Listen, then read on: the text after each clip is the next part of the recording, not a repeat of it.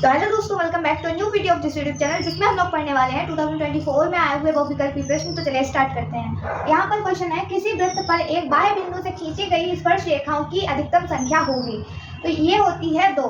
कैसे होती है? देखो, एक ये वृत्त है कोई और एक ये बाह्य बिंदु है। तो इस बाह्य बिंदु मान लो P है, तो इससे हम लोग एक स्पर्श रेखा ऐसे खींच सकते हैं और एक ऐसे टच करती हुई रेखा खींच सकते हैं। इससे ज्यादा हम लोग स्पर्श रेखा नहीं खींच सकते हैं। तो आपका 2 वाला आंसर सही हो जाएगा। उसके बाद में है, बिंदु 7,3 की बाह्य अक्ष से दूरी होगी। कुछ बच्चे कहेंगे कि 3 है, लेकिन 3 नहीं होगी। क्यों? क्योंकि ये है बाह्य अक्ष तुम्हारा, ठीक, और बाह्य अक्ष पर 3 ये पॉइंट जो है मूल बिंदु के बाद में 0,0 जो कि होते हैं, उसके बाद 1, 2, 3 पॉइंट चले गए हैं बाह्य अक्ष पे, ना कि ये बाह्य अक्ष से दूरी है। तो दूरी क्या होगी? दूरी होगी 7। क्यों? क्योंकि जितना एक्स एक्सिस पर बढ़ते जाओगे इधर के लिए, उतनी ही बाह्य अक्ष से दूर होते जाओगे। तो कितना दूर चले हो? 1, 2, 3, 4, 5, 6, 7 पॉइंट आगे चले हो। इसका मतलब है बाह्य अक्ष से दूरी कितनी है? 7 है। कहाँ पे रखी है? सी वाले में। तो आप इसे कलर कर दोगे। इसके बाद में क्वेश्चन है, यदि P sin थीटा बराबर Q cos थीटा है, तो cosec थीटा का मान क्या होगा? तो P sin थीटा बराबर Q cos थीटा। तो हम लोग क्या करेंगे? त्रिकोणमितीय अनुपात एक तरफ लिखेंगे और वेरिएबल या फिर कह सकते हैं अल्फाबेट एक तरफ कर देंगे। तो sin थीटा बटे cos थीटा, ये cos इधर आ गया और ये P इधर चला जाएगा, तो Q अपॉन P हो जाएगा। sin theta upon cos theta होता है tan थीटा, तो tan थीटा बराबर क्या आ गया? Q अपॉन P, या फिर लंब बटे आधार जो कि है, इसे कह सकते हैं लंब का मान है Q, आधार का मान है P। अगर ये डायग्राम बनाए ऐसे, तो लंब है Q और आधार है P। तो बताओ कर्ण कितना हो जाएगा? कर्ण का मान कितना हो जाएगा? K स्क्वायर बराबर होता है लंब स्क्वायर प्लस आधार स्क्वायर, यही तो होता है। तो L का मान Q प्लस आधार का एक का मान यहाँ पर P है, तो P स्क्वायर, और K का जब ये स्क्वायर हटेगा यहाँ से, तो यहाँ पे अंडर रूट चढ़ जाएगा इनके ऊपर, तो Q square plus P square under root में आ जाएगा। अब समझ में आया ये कहाँ से आ रहा है? लेकिन अभी आंसर नहीं आया। आंसर क्यों नहीं आया? क्योंकि हमें बताना है कोसेक थीटा का मान क्या होता है। तो बताओ कोसेक थीटा क्या होता है? साइन का उल्टा। तो साइन थीटा क्या होता है?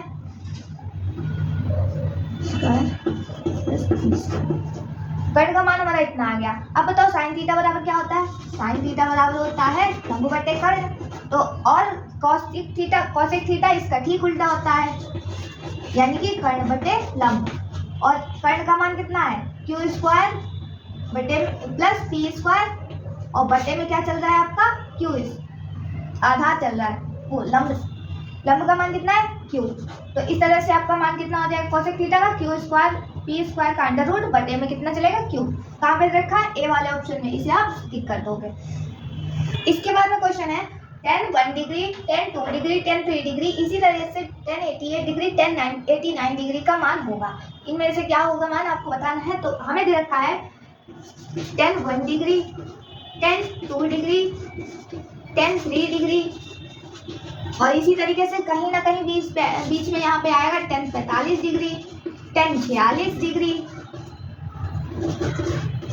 और इसी तरीके से चलते चले जाएंगे तो tan 89 डिग्री भी आ जाएगा। ठीक, अब देखो इसके बाद एक फॉर्मूला होता है, लेकिन वो फॉर्मूला हम लोग यहाँ पर यूज नहीं कर रहे हैं अभी। tan 1 डिग्री, tan 2 डिग्री ऐसे चलेगा और डैश डैश करके कहाँ तक जाएगा? tan 45 तक मान लो आ गया।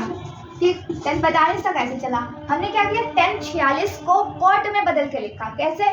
क्योंकि tan थीटा बराबर होता है cot 90 माइनस थीटा, होता है कि नहीं होता? tan 46 डिग्री को अगर हम लोग इस तरह से लिखे तो cot 90 में से 46 माइनस करके लिखेंगे, और 90 में से 46 जाएगा तो कितना बचेगा? 44 बचेगा। तो cot 44 डिग्री को हम लोग tan 46 को लिख लेंगे। tan 46 को हम लोग लिखेंगे cot 44 डिग्री, लिख लिया। ऐसे करते करते इसका मतलब है कि इसके अगले वाले का मान क्या होगा? एक कम हो जाएगा, cot 43 डिग्री। उसके बाद में ऐसे कम होते होते क्या होगा? tan 89 का मान हो जाएगा cot 1 डिग्री, है कि नहीं? जब ये cot 1 डिग्री होगा तो यहाँ पे जो चल रहा है वो वैसे ही चलेगा tan 2 डिग्री, ऐसे करके करके tan 45 डिग्री। यहाँ पे फिर से चेंज करेंगे। अब क्या चेंज करेंगे? हमें पता है tan थीटा बराबर होता है हमें पता है cot थीटा बराबर होता है 1/tan थीटा। इसी तरीके से अगर हमें cot 44 का मान रखना हो तो कैसे लिखेंगे, 10 1/10 44 डिग्री लिखेंगे कि नहीं। अगर हम लोग यहीं पे 1/10 44 डिग्री लिख देंगे तो ऐसे ही चलता चला जाएगा ठीक, और 1/10 1 डिग्री भी आएगा, कहीं पे आएगा कि नहीं इसकी जगह पे। जब ये 10 1 डिग्री आएगा तो इधर देखो, यहाँ से 10 1 डिग्री इंटू 10 2 डिग्री इंटू में चल रहे थे सब। जब ये 10 1 डिग्री है और ये 10 1 डिग्री अपॉन में है, दोनों कैंसिल हो जाएंगे ठीक। तो उसी तरीके से 2 भी कैंसिल होगा ठीक, इधर से भी कहीं पे 2 होगा वो भी कैंसिल हो जाएगा।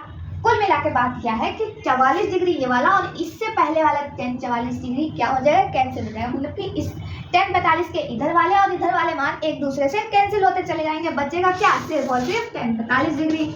और 10 45 डिग्री का मान क्या होता है, त्रिकोणमितीय अनुपात से आता है 1 ठीक। तो इसका आंसर आपका हो जाएगा डी वाला 1। अगर हम डायरेक्टली बताते तो आपको याद रखने में दिक्कत होती, इसलिए हमने समझा लिया इसे। तो उम्मीद करते हैं क्वेश्चन समझ में आ जाओगे। अगर वीडियो समझ में आया तो लाइक कीजिएगा, चैनल पर नए हो तो सब्सक्राइब जरूर कीजिएगा। फिर मिलते हैं एक और नए वीडियो के साथ, तब तक के लिए धन्यवाद।